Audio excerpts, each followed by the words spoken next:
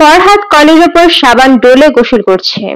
পাশে বসে গভীর আগ্রহের সঙ্গে ছেলের স্নানের দৃশ্য দেখছেন বেগম রোকেয়া গার্লস হাই স্কুলের রিটায়ার্ড অঙ্ক শিক্ষক জোবেদ আলী। তিনি এখনো ভাত খাননি। ফরহাদ রাতে ফিরবে, ছেলের সঙ্গে খাবেন, এই জন্যই অপেক্ষা। ফরহাদের মা রাহেলা বেগম ভাত চড়িয়েছেন। ধোয়া ওঠা সদ্য রাধা ভাত ফরহাদের অতি প্রিয়। টিপ টিপ করে বৃষ্টি এখনো পড়ছে। জোবেদ আলী এই বৃষ্টির মধ্যেও বসে আছেন। ফরহাদ বলল, বৃষ্টিতে যেভাবে ভিজছ তুমি তো ঠান্ডা লাগাবে বাবা। জোবেদ আলী গম্ভীর গলায় বললেন, বৃষ্টি গাছের জন্য যেমন দরকার, মানুষের জন্য তেমন দরকার। বর্ষার বৃষ্টিতে ভিজলে অসুখ বিসুখ হয় না। ঘুষঘুষা জ্বরের মধ্যে মহা ঔষধ হলো বৃষ্টি। অনিদ্রা রোগের জন্য বৃষ্টি, তাই নাকি? গ্রাম দেশে পাগলের চিকিৎসা কিভাবে করা জানিস? ভরা বৃষ্টির সময় উলঙ্গ করে উঠানে বেঁধে রাখা হয়। ও আচ্ছা, এই চিকিৎসার নাম মেঘ চিকিৎসা। পাগলরা দেখবি মেঘ বৃষ্টি খুব ভয় পায়। কোনো পাগলকে দেখবি না সে নিজের ইচ্ছায় বৃষ্টিতে ভিজছে। জোবেদ আলী ছেলের সঙ্গে গল্প করে খুব আরাম পাচ্ছেন। আগে তিনি একেবারেই কথাবার্তা বলতেন না, এখন খুব কথা বলেন। তার কথাবার্তা ভালো করে ফরহাদের সঙ্গেই জমে। ছোট ছেলে মঞ্জু গম্ভীর প্রকৃতির, অল্পতেই বিরক্ত হয়ে ভ্রু কুঁচকে তাকায়। তার সঙ্গে আলাপ জমে না। ফরহাদ, জি, দইয়ের হাড়ি কত দিয়ে কিনলি বাবা? আমি কিনিনি বাবা, আমাদের এমডি সাহেব কিনেছেন। ওনার সঙ্গে এক গাড়িতে ফিরেছি। গাড়ি থেকে নামার সময় একটি হাড়ি দিয়ে দিলেন। মনে হচ্ছে বিশিষ্ট ভদ্রলোক। হ্যাঁ, ভদ্রলোক তো বটেই। আমার বাসে ফেরার কথা ছিল, বাসের টিকিটও কাটা ছিল। উনি বললেন আমার সঙ্গে চলো। বাসের টিকিটের টাকাটা কি মার গেছে? না, টিকিট ফেরত নিয়েছে, 10 টাকা জরিমানা বাবদ কেটে রেখেছে। এমডি সাহেবের দেশ কোথায়? জানি না কোথায়। ওনার মতো মানুষের সঙ্গে খেজুরে আলাপ করা যায় না। আমি তো আর জিজ্ঞেস করতে পারি না, স্যার আপনার গ্রামের বাড়ি কোথায়? ছেলেমেয়ে কি করে? ছেলেমেয়েরা কে কোন ক্লাসে পড়ে? তা তো বটেই। ফরহাদের গোসল শেষ হয়েছে। টিউবওয়েলের পানি বরফের মতো ঠান্ডা। ঠান্ডা পানিতে দীর্ঘ গোসলের পর শরীর ঝরঝরে হয়ে গেছে। ঘুম ঘুম ভাব একেবারেই নেই। খিদে মরে গিয়েছিল, সেই খিদে জেগে উঠেছে। তার কাছে মনে হচ্ছে সে এক গামলা ভাত খেয়ে ফেলতে পারবে। রাহেলা বেগম বিরাট এক কাতল মাছের মাথা ছেলের পাতে তুলে দিয়ে মিচকি মিচকি হাসতে লাগলেন। ফরহাদ হতভম্ব গলায় বলল, এত বড় মাছের মাথা কোত্থেকে আসলো? জোবেদ আলী আনন্দিত গলায় বললেন, আজ দুপুরে কথা নেই বার্তা নেই, মঞ্জু বিরাট এক কাতল মাছ নিয়ে উপস্থিত হয়েছে। কাতল মাছ 2 কেজি খাসির গোস্ত, 1 কেজি টমেটো আর ভুটানের মরিচের আচার। কই গো, আচারের বোতলটা আনো। ফরহাদ বলল, ব্যাপার কি? জোবেদ আলী বললেন, ব্যাপার কি কিছুই জানি না, জিজ্ঞেস করেছিলাম। সে বিরক্ত হয়ে বলল, সামান্য একটা মাছ আনতে ব্যাপার লাগবে নাকি? ওর যা স্বভাব, অল্পতেই বিরক্ত, মহা বিরক্ত। চাকরি পেয়েছে নাকি? পেতে পারে, যদি পায়ও আমরা আগে ভাগে কিছুই জানবো না। মাসের শেষে বেতন পেলে জানলেও জানতে পারি, আবার নাও জানতে পারি। মাঝে মধ্যে কাঁচা বাজার করে দিলেই বা ক্ষতি কি? অদ্ভুত এক ছেলে। মঞ্জু ঘুমিয়ে পড়েছে? ও ঘুমাবে না? কি বলিস তুই? ফরহাদ মায়ের দিকে তাকিয়ে বলল, মাছের মাথা আমি খাবো না মা। রাহেলা বেগম বললেন, কথা না বাড়িয়ে খাতো। বড় মাছের মাথা সংসারের রোজগারি মানুষের খেতে হয়, অন্য কেউ খেলে সংসারের অকল্যাণ হয়।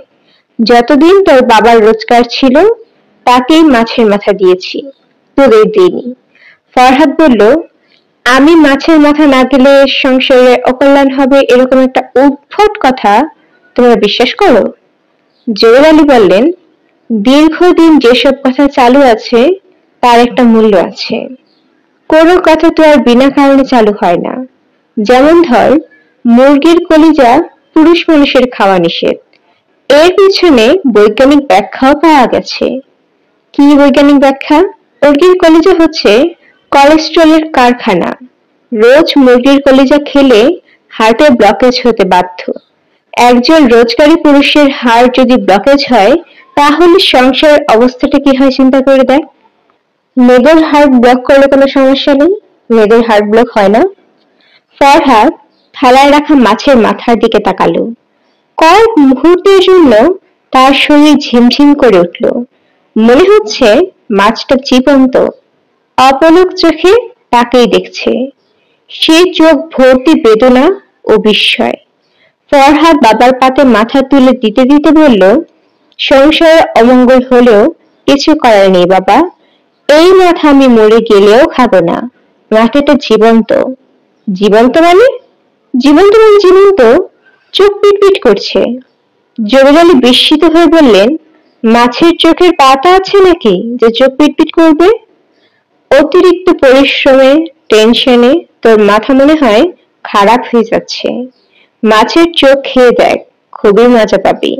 চুষে চুষে লেমন জুসের মতো খা। মাছের চোখ তুমি খাও বাবা, তবে আমি আগে খাওয়া শেষ করি, তারপর খাও। ফরহাদ ঘুমোতে এলো রাত 2টার দিকে। বৃষ্টির কারণে ঠান্ডা ঠান্ডা লাগছে।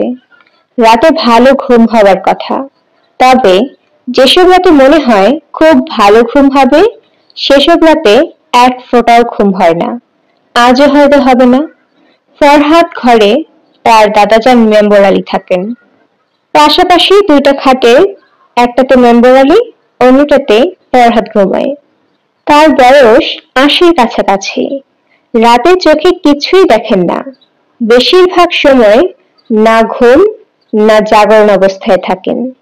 ফরিদ যতবার তার ঘরে ঢোকে, ততবারই মনে হয় সে দেখবে দাদাজান বিছানায় মরে পড়ে আছে। তার মুখের উপর ভন ভন করে মাছি উঠছে। মানুষটা কখন মারা গেছে কেউ জানেও না। ফরহাদ দাদাজানের মশারি উঁচু করে নিচু গলায় ডাকলো, দাদাজান, দাদাজান। মেম্বর আলীর চোখ মেলে কিছুক্ষণ তাকিয়ে থেকে আবার চোখ বন্ধ করলেন। ফরহাদ স্বস্তির নিঃশ্বাস ফেলল। যাক, মানুষটা এখনো বেঁচে আছে। রাহেলা বেগম দইয়ের বাটি হাতে ছেলের ঘরের সামনে দাঁড়িয়ে আছেন। এখন তার মেজাজ সামান্য খারাপ। তার মন বলছে, তাকে দেখে ছেলে যে কথাটি বলবে তা তিনি জানেন। জানেন বলেই এই মুহূর্তে তার মন একটু খারাপ। ছেলের কথার জবাবে কঠিন কিছু কথা অনেকদিন থেকে তিনি বলবেন বলবেন করছেন, বলা হয়নি। আজ হয়তো বলেই ফেলবেন। রোজগারি ছেলেকে কঠিন কথা বলা যায় না, এতে সংসারের অকল্যাণ হয়।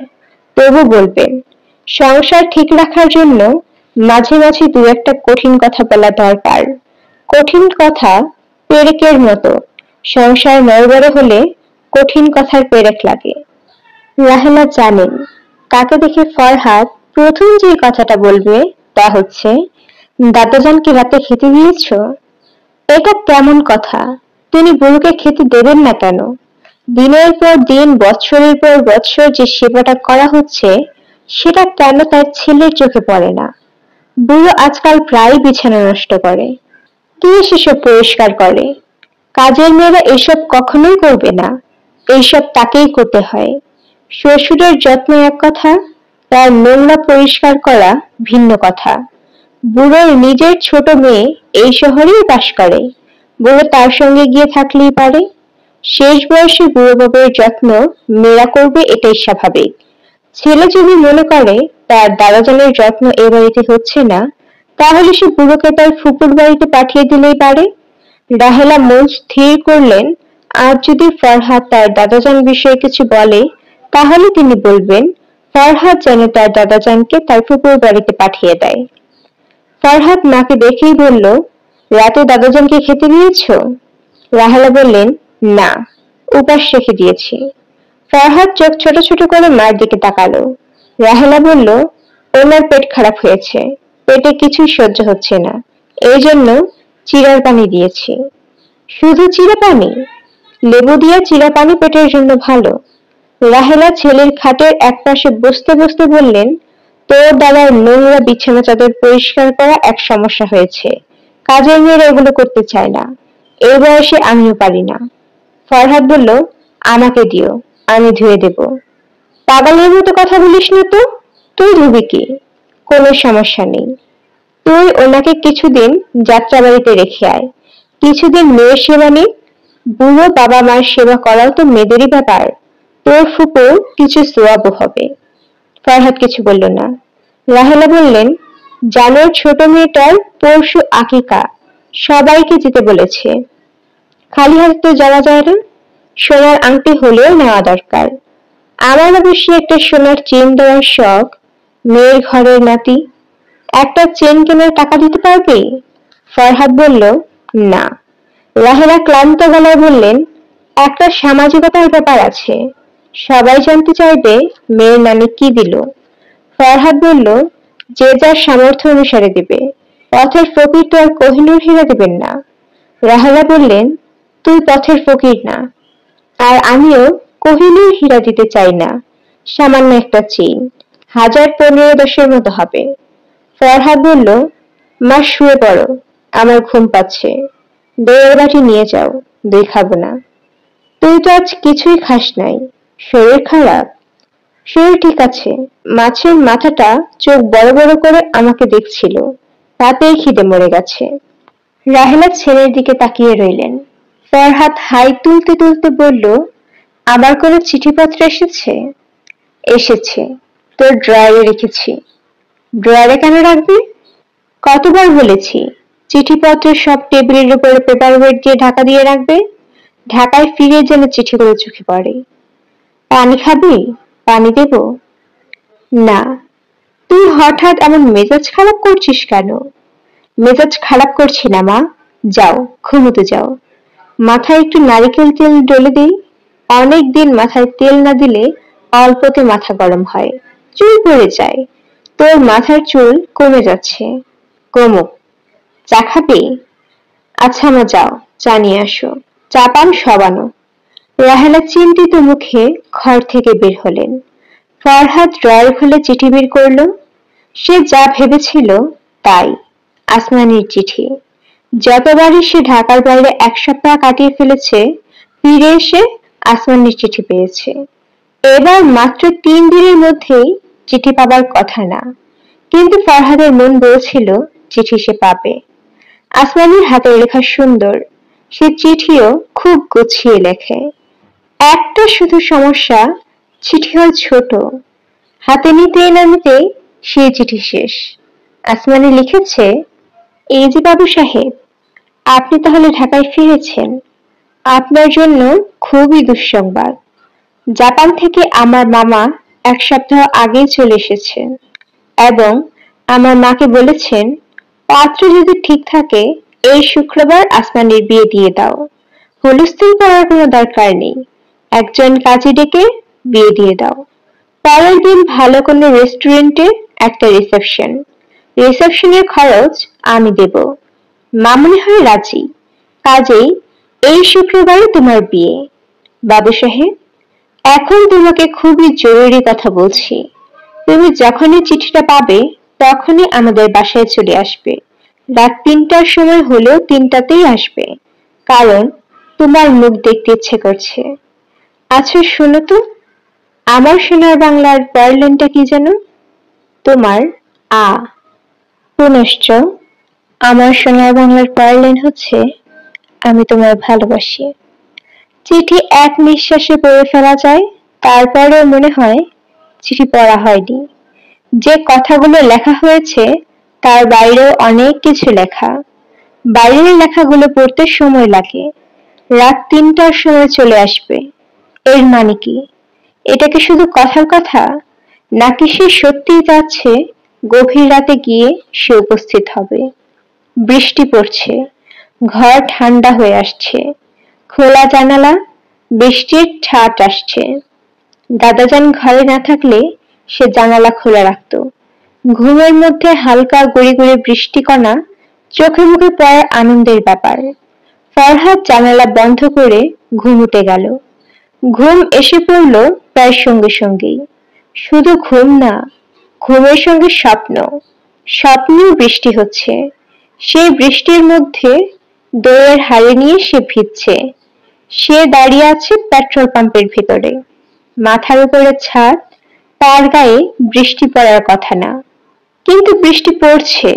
এইসব অদ্ভুত ব্যাপারগুলি স্বপ্নেই সম্ভব। পেট্রোল পাম্পে তার সঙ্গে আরেকটা মেয়ে ভিজছে। এই মেয়েটা দেখতে অবিকল আসমানির মতো, কিন্তু সে আসমানি না। এই মেয়েটা নিশিকন্যা। মেয়েটা ভিজে জবজবা হয়ে গেছে। ফরহাদ বলল, এই শোনো, এদিকে আসো। মেয়েটা হাসতে হাসতে এগিয়ে আসছে। ফরহাদ বলল, নাও, এই দইয়ের হাঁড়িটা নাও। কেন? বাসায় নিয়ে যাও, বাসায় নিয়ে খাবে। হুম, কি? নিয়ে যাও। তোমার নাম কি? আমার নাম আসমানি। আমার সঙ্গে ফাজলাম করবে না। তোমার নাম আসমানি না। সত্যি আমার নাম আসমানি। এমন সময় খুব ভারী এবং গম্ভীর গলার কেউ একজন বলল, ওই মেয়ে সত্যি কথা বলছে, তার নাম আসমানি। ফরহাদ ঘুমের মধ্যেই প্রচন্ড চমকে উঠল। বলল, কে? কে কথা বলল? মেয়েটা বলল, আপনার দাদা চান। তাই তো, দাদা চানেরই তো গলা। তুমি এখানে এলেন কেন? এই বয়সে বৃষ্টিতে ভিজলে উপায় আছে? গো গো শব্দ হচ্ছে। দাদা চানেরই গলার আওয়াজ। মনে হচ্ছে কেউ তাকে গলা টিপে মেরে ফেলার চেষ্টা করছে। ফরহাদ ব্যাকুল হয়ে চারিদিকে তাকাচ্ছে। দাদাজানকে দেখা যাচ্ছে না, অথচ তার গো গো চিৎকার শোনা যাচ্ছে। ফরহাদ জেগে উঠল। পাশের খাটে দাদাজান সত্যি সত্যি গো গো করছেন। তাকে বোবায় ধরেছে। ফরহাদ উঠে গিয়ে দাদাজানের কপালে হাত রাখতেই তিনি বললেন, পানি খাবো, পানি। দাদাজানের শরীর কাঁপছে। ঘামে তার মুখ ভিজে জবজব হয়ে গেছে। তিনি দু হাতে ফরহাদকে শক্ত করে ধরে আছেন এবং বিড়বিড় করে বলছেন, পানি, পানি। আসমানিদের ফ্ল্যাট বাড়িতে ফরহাদ এর আগেও এসেছে। ফ্ল্যাট বাড়িগুলো এমনিতেই ছিমছাম ধরনের থাকে, এটা আরো বেশি ছিমছাম। নানান কায়দা কানুন। গেটে দারোয়ানের কাছে বইতে নাম লিখতে হয়। দারোয়ান তারপর ইন্টারকম করে দেয়। ইন্টারকমে যদি ক্লিয়ারেন্স পাওয়া যায় তবেই লিফটে ওঠা যায়। ক্লিয়ারেন্স পাওয়ার পরও দারোয়ান এমন ভাবে তাকিয়ে থাকে যেন একজন ভয়ঙ্কর অপরাধী লিফটে উঠতে যাচ্ছে। বাড়িতে ঢোকার পরেও সমস্যা। মনে হয় কোনো হোটেলে ঢুকে পড়া হয়েছে। বসার ঘর এমন করে সাজানো যে সহজ হয়ে বসা যায় না। ফরহাদের প্রধান সমস্যা হয়, জুতো পায়ে দিয়ে সে কার্পেটে উঠবে নাকি জুতো খুলে কার্পেটে উঠবে। জুতা যদি খোলে তাহলে জুতা রাখবে কোথায়? বসার ঘরে ঢোকার আগে দরজার পাশে রাখবে নাকি বসার ঘরের কার্পেটে? এখানে থাকা মানে সারাক্ষণই এক ধরনের টেনশন। বসার ঘরটা কি স্মোক ফ্রি জোন নাকি সিগারেট খাওয়া যায়? সিগারেট খেলে ছাই কোথায় ফেলবে? একবার ছাইদানিতে ছাই ফেলার পর আসমানি ভুরু কুঁচকে বলল, কোথায় ছাই ফেলেছ? এটা অ্যাস্ট্রে না, মোমদানি।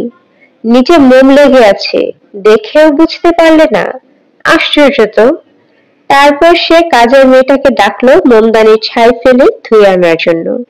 কাজের মেয়েটা এসে এমন ভাবে তার দিকে তাকালো যেন সে বাংলাদেশের মহা বেকুবদের একজন প্রতিনিধি। মোমবাতি এবং অ্যাস্ট্রের সামান্য প্রভেদটাও সে জানে না। ফরহাদের ধারণা, আসমানি ছাড়া এই বাড়ির একটা মানুষও তাকে দেখতে পারে না। যেমন আসমানির বাবা নেজামত উদ্দিন। ভদ্রলোক ব্যাংকার ছিলেন, এখন অবসর জীবনযাপন করছেন।